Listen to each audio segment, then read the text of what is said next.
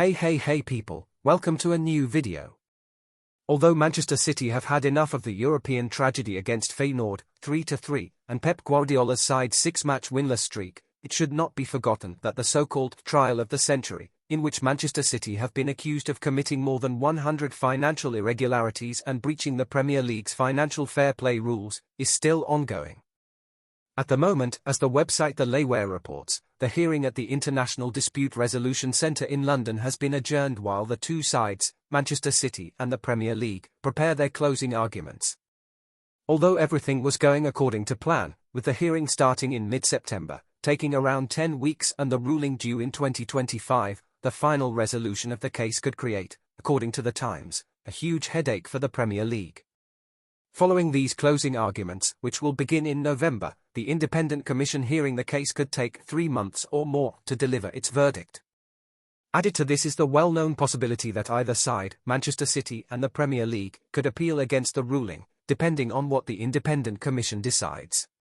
Thus, explains The Times, the case against Manchester City for 115 alleged breaches of Premier League rules, eventually raised to 130, may not be concluded before the end of the current season. If Manchester City or the Premier League were to appeal against the ruling, it would probably take several months longer. There is a good chance that any appeal would not be resolved before the end of May. Why is this a problem for the English League? Should the team led by Pep Guardiola, who has already said he would stay at the club even if they are relegated, be found guilty, the possible sanctions range from financial penalties and points deductions to relegation or expulsion from the competition, as well as the possible withdrawal of titles. Should the 2024-2025 Premier League come to an end in May, when the relegation teams are already known, without a final resolution following appeals, the English League would have a serious problem in shaping the 2025-2026 campaign.